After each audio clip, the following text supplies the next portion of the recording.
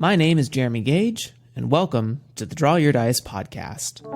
This is an educational show involving all things tabletop role-playing industry. Listen alongside me as we hear from creators, entrepreneurs, and supporters about their personal best practices, principles, and philosophies. I encourage anyone from the budding game designer to a seasoned publisher and everyone in between to sit down with us and enjoy today's episode. Hello, everyone. Thank you for coming to the Tabletop Call-In. That's not correct. The Draw Your Dice podcast. Well, the lines are blurring. My name is Jeremy Gage, as you are in the intro. But as always, the show is never about me. It is about who I have brought to you today.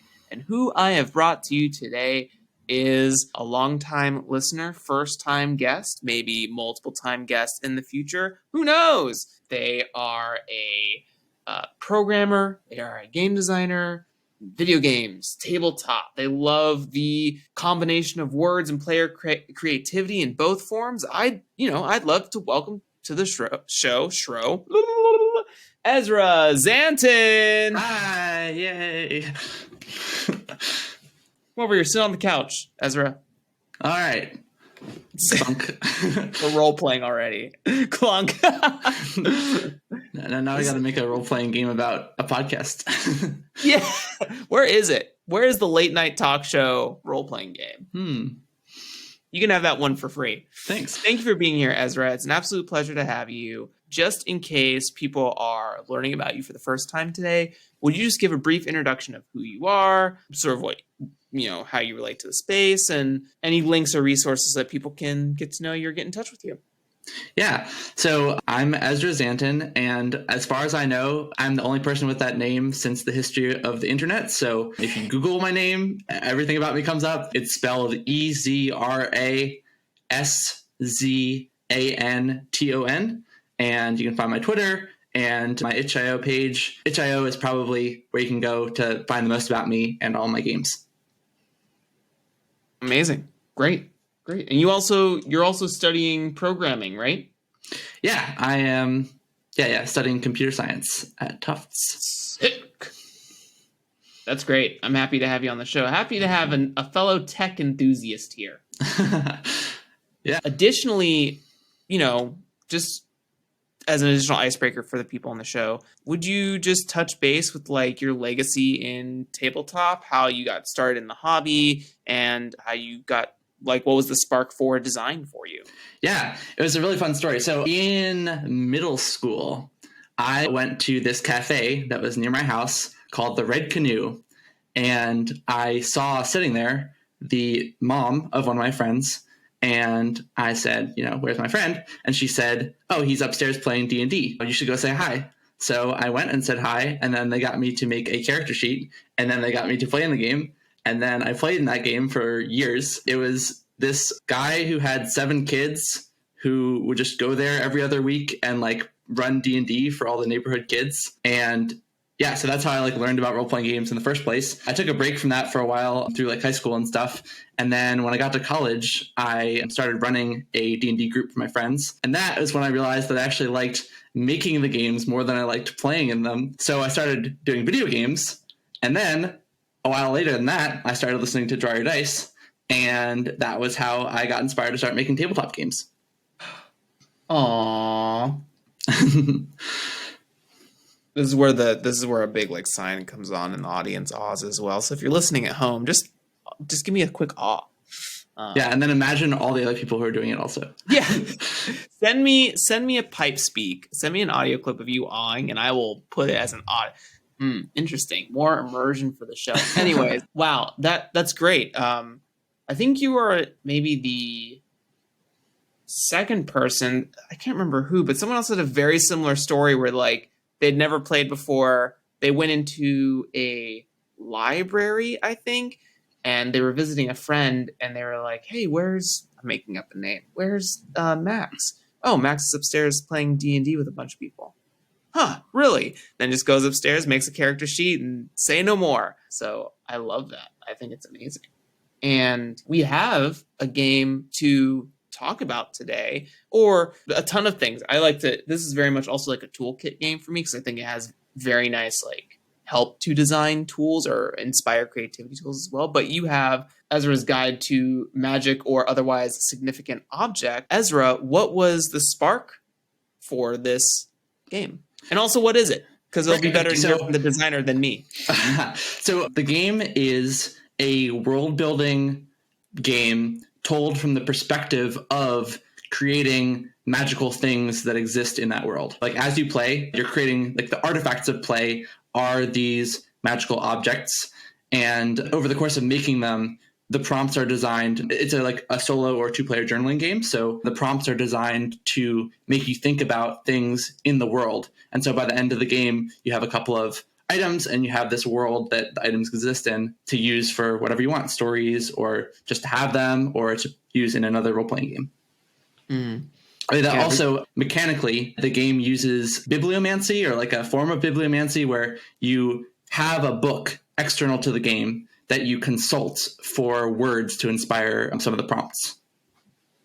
I love that. Shout out to another game that is using that similar tech is Legend Has It by Adam Bell, where you sort of make rolls and then you consult some sort of fantasy novel that you bring with you. You just check sentences and paragraphs and stuff, and I think that's wicked cool. I think it's I don't know, it's just very sick and smart and really versatile. I think that's the big thing for me, is that using that kind of tech is very versatile. And this can definitely be like upscaled in, I just thought about Nevenholm's Gun and Slinger, and how in that game, for anyone who's unfamiliar, or if you are unfamiliar, Ezra, it is a game where you play, there are 3 players. One is the world player, one is gun, and one is the slinger. And there are a couple different variants in there, like I think Sword and Breaker and something else. But it would be really cool to see like a version of this game where like the legendary artifact or significant object is tied into a sort of conversing with another player. Like the 2-player version of this could be something along that lines, which is very, very cool. Yeah, it actually, so it is, you can play it with 2 people, and the way that I split it up is one person is the scribe, who basically like is responsible for interacting with the text of the game, and then the oracle is the one who's responsible for interacting with the book. Yeah, and then if you're playing solo, you're the scribe and the oracle, basically. You're both. You have to be. Yeah, and you have some really imaginative prompts and tools in here as well that I love. And you also give one really nice thing that you put in here, 2 things actually, the how to make your own archetype. So for anyone who doesn't know, the piece is divided into the opener, the welcome page, the welcome set of pages, and then archetypes, and then twists. And what I love is that in each of those archetypes and twists, you offer like, hey, this is how you can create, like, not just saying like you can create your own, but how to do it, I think is a very cool thing that there's like some designers that do it. Like I know SRDs are kind of considered that. And I think that like Blades in the Dark and stuff and Band of Blades at the end of the book talk about you can play this in sci-fi, or you can add these moves to the game or something like that. So yeah, I was really proud of those sections, because it comes out of this thing that I was experimenting with in the design of the game, which was defining design pillars for myself that were kind of abstract in a way that they could inform lots of my decisions about like designing the game. And one of them was that like for me, the main point of the game is like awakening the creative spark in the person playing it, or, you know, fueling it if it's already awakened, to extend the metaphor probably too long. And yeah, so it felt like a natural extension of the game to include ways of the player generating more of the game themselves. Yeah. And then the second like really cool bit that you've also added in here is the rules alternatives, like all the different ways you could engage with the prompting of the book depending on the person who's engaging with it, which is also like very modular of you to consider. Like some people may want that random dice roll or random card pool, or, you know, where's the rules? Where is it, Jeremy? Jesus. Rules alternative. There it is. Where you can also like use physical objects and do a show and tell, which is very, very cool. And all the different ways that people like to engage with creativity too, like drawing it, writing a short story, and you specifically point out the game designer, like building your own archetypes and twists. I think it's very cool that you thought about all those, what do I want to call them? Points of contact almost. Thanks. I want to take a second here to shout out some of the influences of the game, because I think if you read the game, they really wear them on their sleeve. But one of them is Wanderhome. I think that's probably the biggest inspiration. Like, this game is really an extension of all the things that I love about the character creation in Wanderhome. And then also for the rules alternate specifically, I was really drawing from, I had just read Kenzie's project by Stargazer Sasha, who I think has been on this podcast as well. And yeah, so that's the inspirations there. Probably release both of you at the same time, honestly, because you're besties. Well, we're friends on Twitter. You've both been very kind to each other. You both resonate each other a ton. So cool. Love that.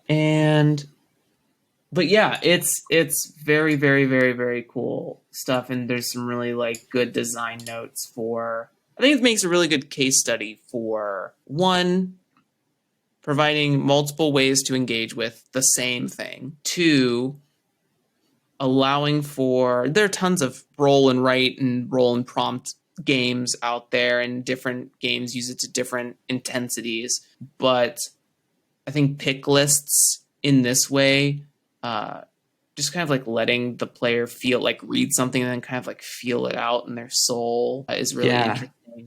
Yeah, there's this thing that happens when I design these kind of games where I always want to like scream at the player playing it, like, but do whatever you want. Like, if you have an idea, please, like, these are guidelines, and like, please do what you want with the game. And so that's sort of my attempt at doing that through kindness. And letting people do it. Like, players really feel like they need permission to break the rules, at least in my experience, because like, we're so used to the rules being like, well, if you don't obey the rules either in some authoritarian way, like, you're not supposed to do that, or, just more practically, if I break the rules, I might be breaking something about the game and give myself a bad experience. So I try to really call out when there are ways that like, I really feel like I could have designed this either way here. So, it's up to you, but I'll give you like my recommendation for what I think is best. Yeah, you always put little bits of like your own idea here, your own idea there. Like, I think always, pretty much every pick list has your own idea at the end. And that's an interesting design decision too, because towards the beginning of the game, I was really focused on making it concise and like really small file size for some reason that was in my head. And so I was like, oh, you know what I'll do? I'll just put at the very beginning, in every pick list, if you want, you can add your own idea. And I added that, and no one really paid attention to it because, like, for one thing, like, do you even read the beginning section? And then also you've probably forgotten about it by the time you get around to doing things. And so I was like, you know what? It doesn't actually add any, like, real weight to the game to just put your own idea in all these pick lists, and it really emphasizes the point that I want to make. So yeah, I chose to put it in all of them, and yeah, I'm happy with the choice to do that. Do you have a favorite archetype and twist in the book? I think I do. Yeah. So the key is my favorite because it's one of the archetypes. You know what? I'm going to read it just so people get a sense of what these kind of things look like. So a key opens something which is meant to be locked away. The first prompt is consult your tome. So that's looking through the book for a word to define the keys. For the form is, for example, it could be like iron, a tattoo, gravel, something that like the key is. And then you choose one detail about the key, which could be intricate patterns, deceptively simple, abnormally big, abnormally small, or your own idea. And then there's this prompt that you choose from two lists to complete a sentence. And the sentence is the key unlocks blank of blank. And I won't read the whole list, but it could be the key unlocks like the crypt of the eldest dragon or the secret of the shining queen. And then you describe how the key unlocks the lock when wielded by the right person with the right technique. And all the pages have a form pretty similar to this, but the key, when I designed the key, that was really when I realized what I wanted the rest of the shape of the game to be. and I sort of redid all the other archetypes to be more like it. And yeah, I really like the filling in the blanks of a sentence thing because it's really rich. Yeah. And, there's also a world where, I don't know, I could say the key unlocks the ice lich of the spell, right? Or something like that. I could really Whoa. Yeah, you didn't think about reversing them? Think about that, but that's awesome. Yeah, the forest of the heart. Like, what does that even mean? Yeah, we get really introspective. But yeah, I think, but just with that example alone, you show the freedoms that are capable in expression through your game, which is something not a ton of games can tote, especially when we get more like setting or mechanical intensive games. Like you were mentioning, sometimes you feel like if you take something away or do something differently, it can affect the game in a pretty negative way. Or if you operate outside of the intended setting, and this varies with intensity, but like what would be the best example of like a game that's really tied to its setting? Like Blades in the Dark or something? Yeah, Blades in the Dark is kind of like really, because the words are kind of tied into the genre that it expresses. So like to take it out of genre would change the words, which we've seen in all its Forged in the Dark iterations. So I think that's a good example of like something just like a little too like coupled into something else, and it can feel like it's fighting you when you make choices outside of those bounds, which it has its own pros and cons, right? It either adds a great guided experience, but then like what if you want to be unguided for a little bit?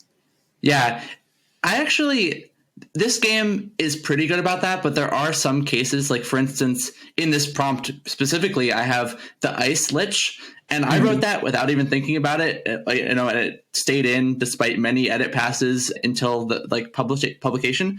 And then my mom read it, and she was like, "I don't know what a lich is," and I was like, "Oh, right, that's like a D&D word." Interesting. That's a good point. Yeah, like jargon, we make assumptions about that everyone might understand. Yeah. I try to avoid it when I can, but it can be tough sometimes. Yeah. And what is your favorite twist?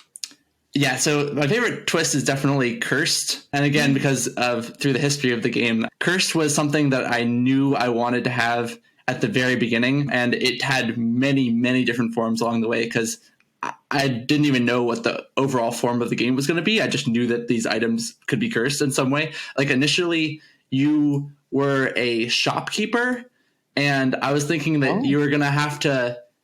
Initially, it wasn't even like a world building game. It was more like a regular RPG where you were going to be a shopkeeper and you had to like make items and then sell them for money. And there was going to be some entity that came and was like, "I'll curse your items if you give me money." And then so some of your items would be cursed. None of that ended up in the game. Spoilers. But Cursed survives because, for one thing, I wanted the game to be able to produce the One Ring from Lord of the Rings. Yeah. Like, so one of the options in like the cursed prompt section is that, you attract the attention of a powerful entity and then you get to choose what the entity is. So like, yeah, I had a couple of touchstones like that, or like the Moving Castle from Howl's Moving Castle, where in every iteration I was like, can the game still make that? And then I assumed that, if it can make the things that I want to make it, then if people make different decisions along the way, it can make like sort of in all the space between them, if that makes sense. Yeah. And that's a really interesting way to think about it too, when you have like these guiding touchstones that are like, this is a thing that's really evocative to me. So like if you had just those two, right, as an example, just the One Ring and just Howl's Moving Castle, and like what could all the spaces in between be like if it can produce not only those two things, but everything around that can help like inform a designer who makes this style of piece, that their prompts are working. Like their prompts are allowing for expression, which is instead of something a little bit more guided, like, I don't know, a Blades in the Dark prompting or something like that. Yeah. I really, in general, like the process of like making individual bits of content, not quite knowing how they're going to fit in. And then once I have a couple of them starting to look for patterns and thinking like, oh, maybe these are archetypes and these are twists. And there have been some prompts that have gone back and forth between like, oh, is it an archetype or is it a twist? And what does it actually mean for something to be a twist? What does it mean for it to be an archetype? Which eventually I settled on, okay, archetypes decide like what the thing does and what it generally looks like. And then the twists are like extra things, basically. Set dressing almost, or like a wrapper of some sort. Also, I also see the twist as like the plot of the thing. I know that in the archetypes, it kind of like says like, how is this used? But I really think the twist is something that says like, this is the journey like that you're going to have to experience along with this item. Yeah, like, definitely. The archetype sets the beginning and end points, and then the twist fills in the journey. Yeah, like there's a twist broken that when I wrote that, that's when I realized, basically what you just said, which is that the twists have an like tie into the rest of the world as like what you could potentially do with it. Because like an item that's broken, that kind of implies that someone can fix it.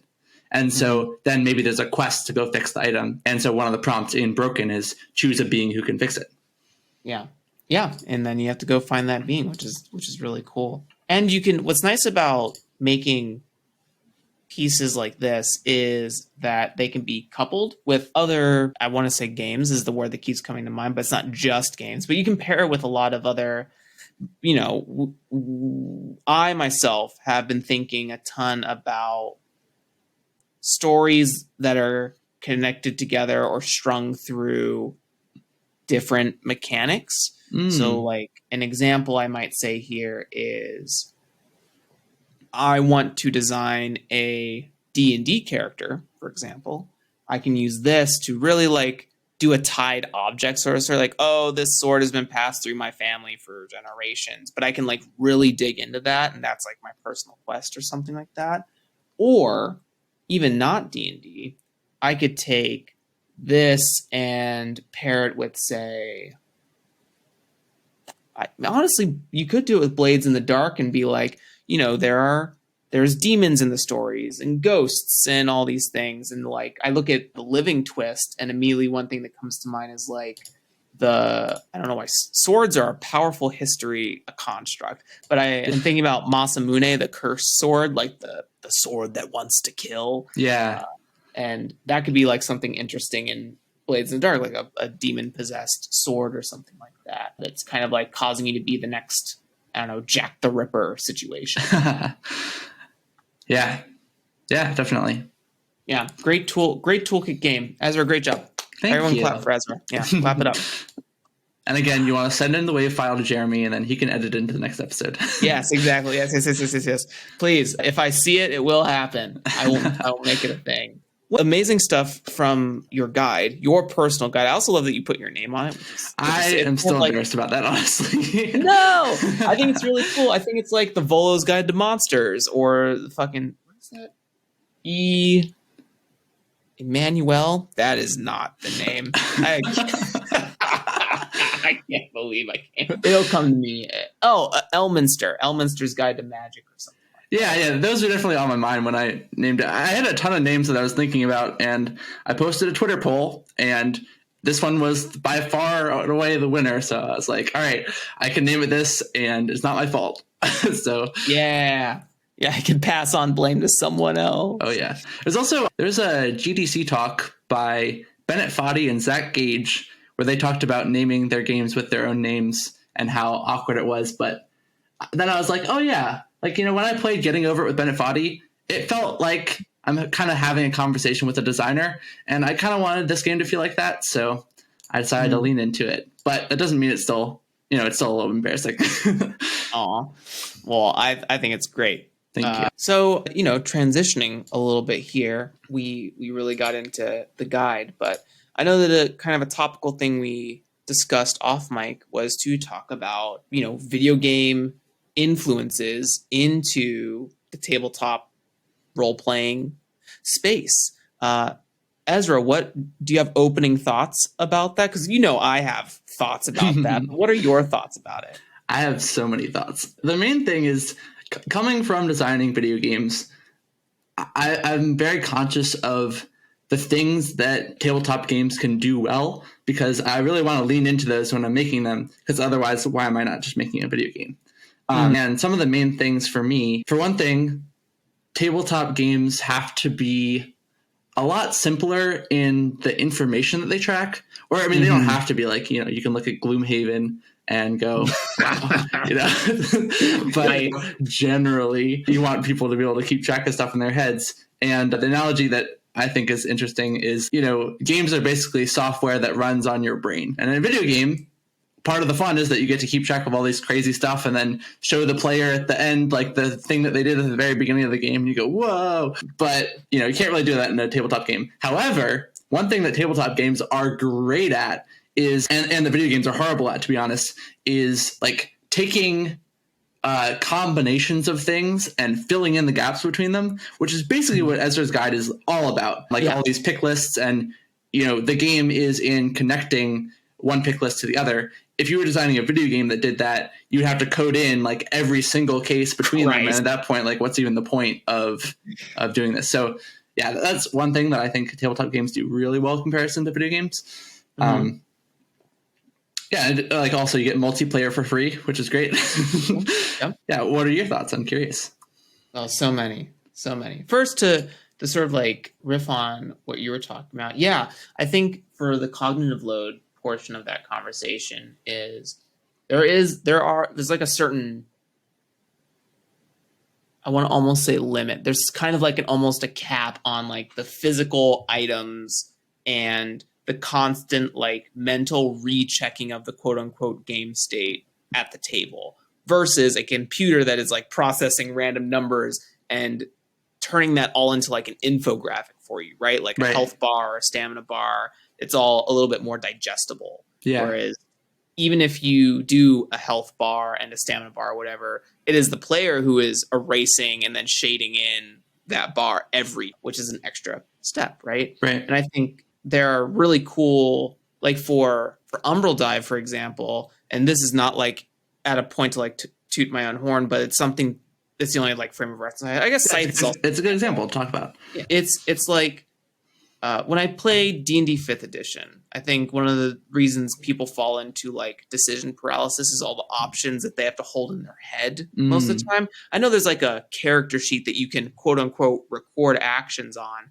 but that doesn't really like splice out what you're truly capable of in your turn, right? You have to sift through like, what is an action? What's a bonus action? How much movement do I have left? Et cetera, et cetera. Yeah. So what if you had like, for Umbral Dive, I'm using like an action board where you can put tokens or cards. I don't know what the fuck it's going to look like yet, but it's taking programming game elements. So if I like on turn 1, I want to use my attack action, and then like turn 2, I want to use a bonus action, and maybe split some movement in between, or like maybe I want to spend some movement points in those two sets. And then after that, I want to program like a block or a dodge or a non-action ability or something, like just to give some like frame of context for anyone who's not either engaged with Umbral Dive or needs D&D to like parse out what the fuck I'm talking about. But it's like just this way of like visualizing what you're doing in planning for the turn, and you can sort of like quickly adjust those things as the game state changes, right?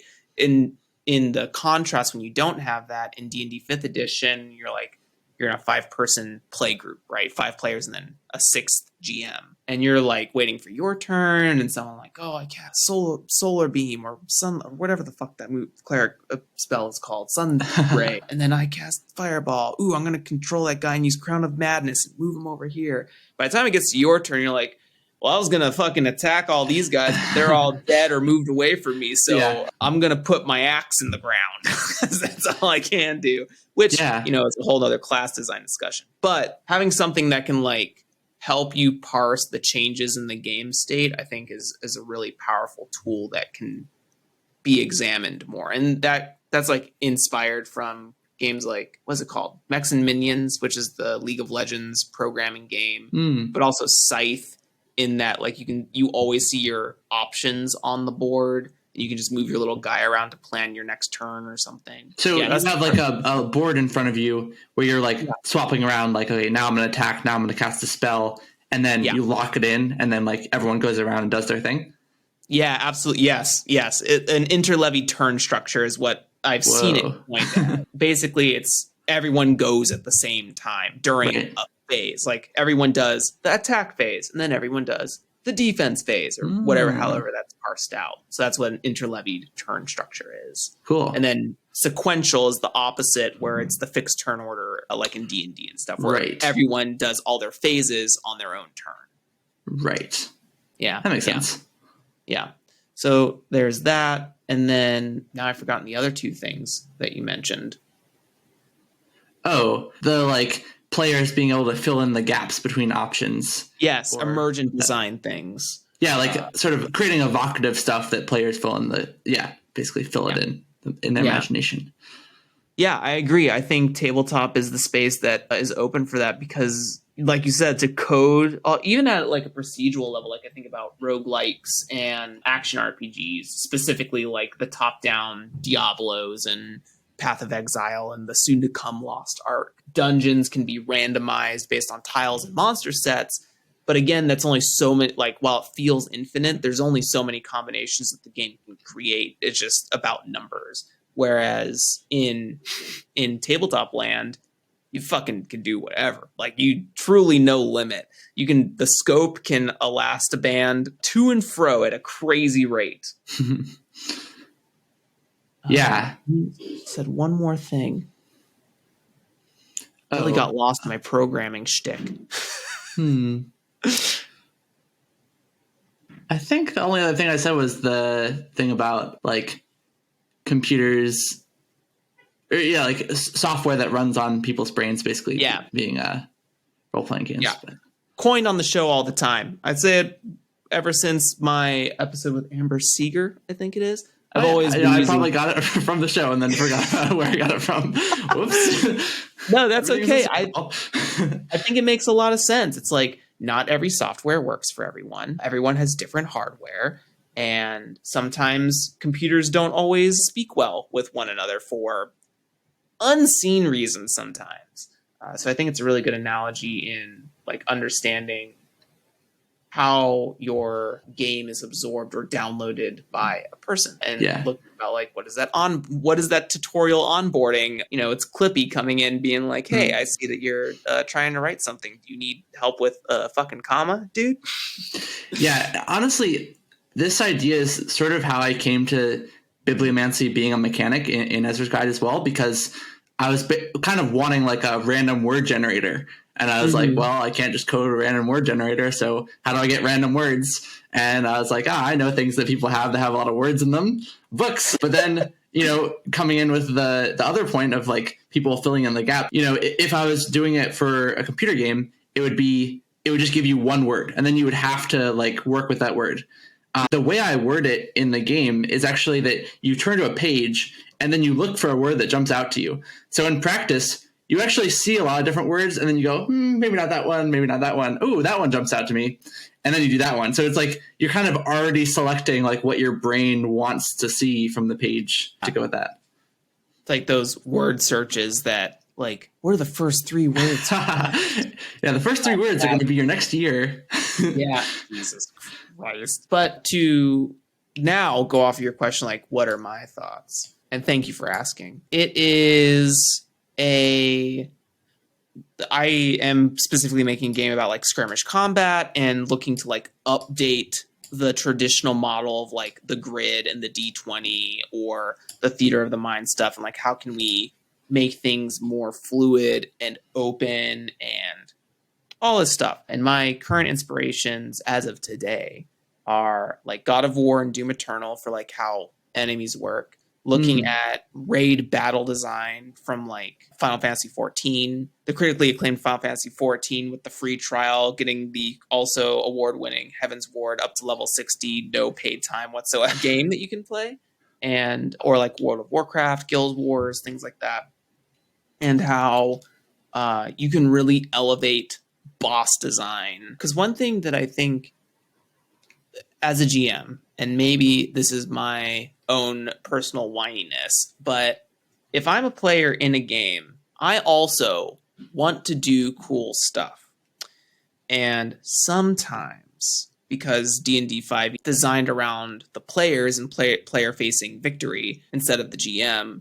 You get all these like cool dragons and death knights and liches and all these weird monsters, but most of the time they're gonna have to die, and you're like kind of forced to pull your punches in some ways because there's no like quote unquote aggro system. Like every time you choose to have a monster attack something, I mean, you could do it randomly, but then that's also no fun because then you're like, well, the game was random and I also didn't get to play. So there's a cool game that I'm currently playing called Emberwind that has some like AI enemy tech in it where they have a focus or a target. So it says something like, this enemy will always attack the highest health player, or this enemy will always attack the highest armored player, or even something like more zany and specific, this enemy will always attack what this enemy type is attacking, like in combat. That's cool.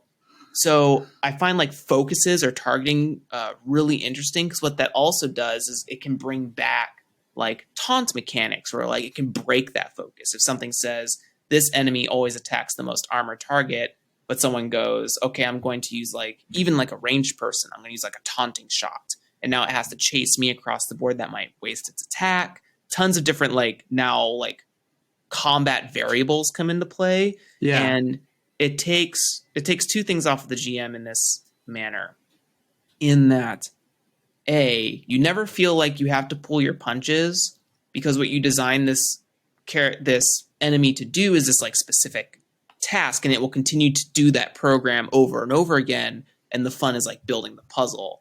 But secondly, you then like don't have to worry about how you're attacking or doing actions, because the game also has like monster rules, like specific tactics that they use. So that's like for mobs and stuff. And then for bosses, they have tactical patterns. So it's like you can use move A, B, A, C, or you can you can do combination A, B, D, or you can do like 1, 2, 3 or 2, 2, 3 or something like that. And you can sort of like choose like a set.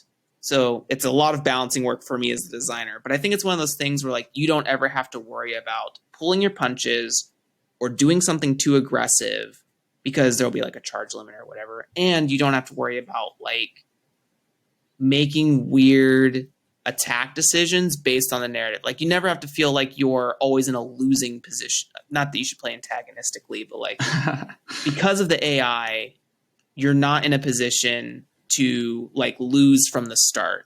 You're in a position to challenge the players from the start, and they have to figure out the puzzle you placed in front of them. And if they solve the puzzle, you're like, yay, you solved the puzzle. And if they don't solve the puzzle, death isn't permanent in my game, which is probably also something to consider, the quote unquote respawn. But if they fail, it's like, hey, that's all right. You know about this enemy type now. Next time you encounter it, you'll probably be better prepared, right? Yeah. So yeah, AI tech is something I've been thinking a ton about. One thing that I did when I was DMing was I like to give really powerful consumable items to the players, because then if I ever was like made an encounter too hard or something, then they just use the consumable items, and then I go, oh, okay, that's probably too hard, and then I can give them more later. But it's like a fail-safe for them. That's smart, and something I've also considered, because part of playing the JRPG is like, oh sick, I have like Phoenix Downs or high potions just in case, and I didn't sell all 99. Like I haven't used them until right now, so I've collected them all. But it's kind of like stealing from. I don't know if you're familiar with Ironsworn, but in that game you have a supply track that's shared amongst all players. So I have like an item pool that like, if someone or like an item charge system, we're like, hey, I need to use a potion this round. Cool. It subtracts 1 from your total supply pool. Or, oh shit, someone got knocked out. I have to use a Phoenix down to revive them. That's going to cost 4 from the pool. So you have like a specific set list of items that you can like pull from. It's kind of amorphous how much of each you have, but there is a limit. Right. I think that's a really good idea that you've done for your games. Like have say like, okay, I'm going to ramp this up like kind of as high as I feel like, but I've given them the ability to like fall back on a thing if they need to, they can. You could even like custom tailor it to like the theming of the fight or the dungeon or something, where it's like, oh, this enemy does a ton of poison-like effect. So, antidote is now like a special item in this region. Ooh. Like you could even tie it to regions, which is really fascinating. Is like, okay, we know that like there are poisonous animals in the swamp and stuff. So now your item kit includes antidotes. You don't have to guess. Like I think that's one of the weird, like sometimes weird things about items, especially when you're playing in like kind of like a social deduction style of GMing where like the players are the majority but don't know anything and you are the GM and you know everything. So you're like, oh yeah, poisonous crocodiles. If you put it in their item sets, like, oh, there's probably poisonous enemies here. At least we have antidotes to take care of that if we don't want to change our spells or something. Yeah, that's really clever. Yeah. Even shops and RPGs do that too. Like, oh, you'll now encounter your first poison enemy. They're now antidotes in this shop or whatever. Yeah. Another thing that you made me think of when you were talking about building encounters is sort of like puzzles or like the GM sort of crafting the encounter to challenge the players. There was D&D 4E adventure that I made with a friend in 6th grade that we basically ran up the encounter, like tried to make the hardest encounters that we possibly could within the rules of having them be quote unquote reasonable according to the Dungeon Master's Handbook or whatever it's called. And there was one encounter that we made where it was 7 of this one enemy where whenever it took damage, it split the damage between all the other characters. So you basically couldn't kill any of them until you killed all of them. And, I think about that fairly frequently. The peak and or trough of my game design career where no one's ever played it and no one ever will, but I love it. But what's interesting is that that's not something that's unheard of in like the raid battle design space, right? There are a ton of boss encounters where like specifically I'm thinking of a fight in a raid called Alexander. Alexander is this giant like sentient god robot that's asleep and there are goblins like harvesting its insides for tech. And cool. one of the fights, it's like concept of like white blood cells or like giant mechs that live inside of it and like protect it. Yeah, it's it's very cool. I highly recommend looking up like the storyline or the series of fights if you know nothing else about Final Fantasy 14. It's like my favorite raid in the entire thing. But there's a boss that comes out and it's a single boss, but when you get it to 70% health, a second exact copy of it spawns. Now you have to deal with like double the mechanics and stuff. Double the same mechanics, like they both launch missiles at the same time. They both have like these shrinking zones or whatever. But the catch-22 is that you have to kill them both at the same, or you have to kill them both within 10 seconds of each other. Because once you kill one, the second one immediately begins casting a self-detonate that will wipe the entire raid if you don't kill it in time. You have to like play this balancing game of like, we need more DPS over here. Now we need more DPS back over here, trying to split it up evenly or whatever.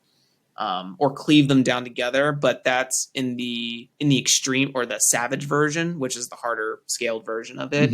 When you bring them close together, they get a buff on them that prevents 90% of the damage they have, so you can't cleave them together. But yeah, I think about like, why isn't that like, that's, I don't know, that just doesn't feel mega possible in 5e. I think your 4e idea is super cool. I guess you could pull it off in 5e. They were just like already in the monster manual. It was, if anyone's curious, they were myconids, so like fungus people basically, and the idea was that they like shared a root system. That's smart. That's good.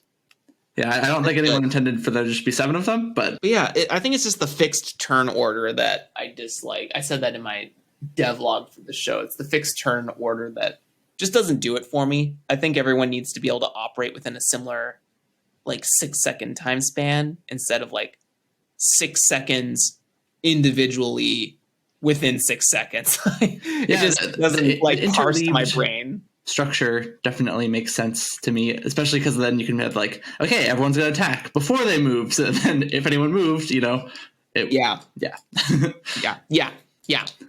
Anyways, that's all to say, to loop it all back together, I think that what we can learn from video games is that there's cool ways to do like, there are definitely board games that have programming tech in them. And I think it's something that can be a little bit more abused specifically to like skirmish games. That's where my head's at for video game absorption.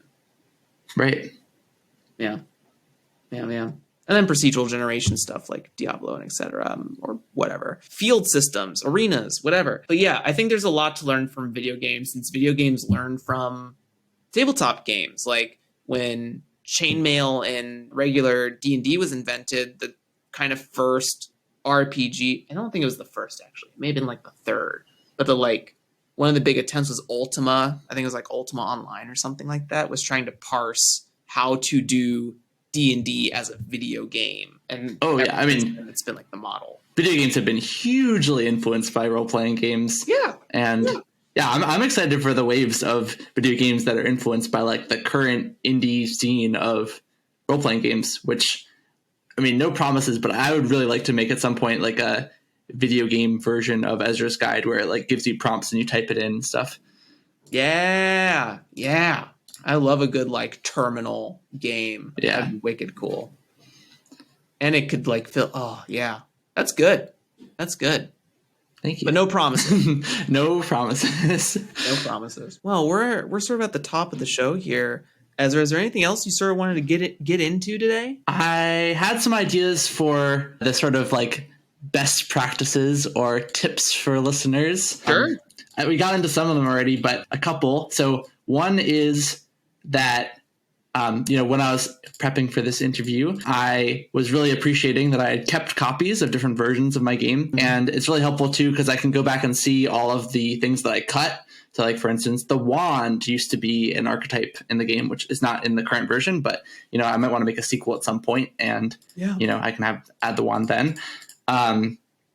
It's just interesting to see how the game evolves and what paths it took and stuff. Like playtesting is so hugely important. There was a funny anecdote from a sort of like spin-off game that I was working on for a bit where I was going to consult your tome for an odd or an even page number.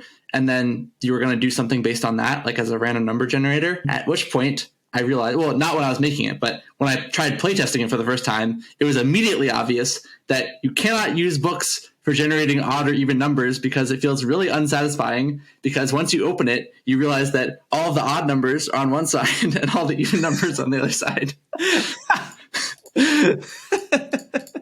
So that is something. Caught me by surprise. Yeah. I was dumbstruck.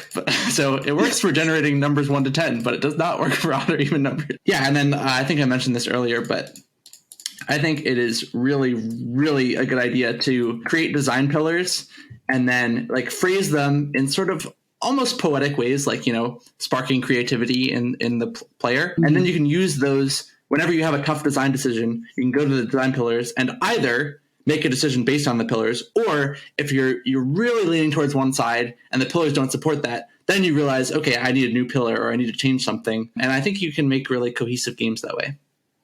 Yeah. I was watching the GDC talks for God of War and for Doom Eternal, and they, they're action style games, so it's like the most important genre for what they wanted to design. But each one, different teams, but each one had a sentence that was like, how should the combat feel? Yeah. And for God of War 4, it was, what was it? Plow through playfully. And so that's great. The whole concept of the game is that like Kratos should always be moving forward, should be mowing down tons of enemies in that one-man army feel, and you should be able to like have fun by juggling enemies and knocking them back and like watching all these ragdoll effects happen. And then Doom Eternal was push forward something. I can't remember what the last word was, but the idea is that like the player should always be on the move. Like standing still is actually a detriment in the game because the AI reacts. I learned that in Doom Eternal, the 2016, I think that is. It's whatever the latest one is. So if someone's like, that's not the right game, I don't care.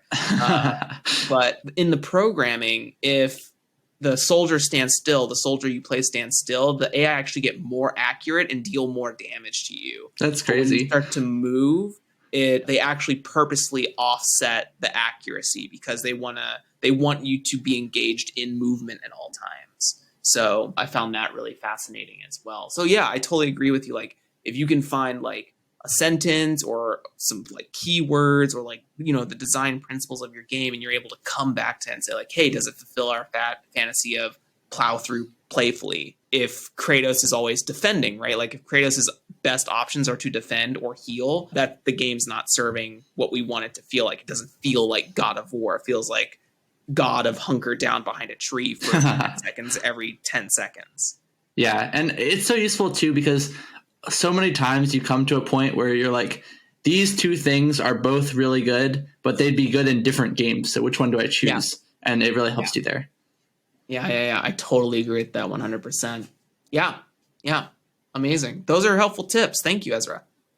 Well, with that, I think we're going to come to the tail end here. Ezra, thank you for being on the show so much. I really appreciate it. You can give yourself a quick outro of who you are, where people can reach you, get your stuff. All these links that Ezra will be providing will be down in the show notes for your access listeners. Yeah, so I've been Ezra Szanton. Again, last name Szanton, EzraZanton.itch.io, my itch.io page. eZanton is my Twitter handle, but again, if you just search my name in Google, all that stuff will come up. Yeah. And if you want to hear, I believe, a playthrough of Ezra's Guide to Magic, you just did an episode with Jeff Stormer on the Party of One podcast. Right? I did. That was really fun. Yeah, so if you want to hear it in action, go check that out and say hello to Ezra and Jeff in the past.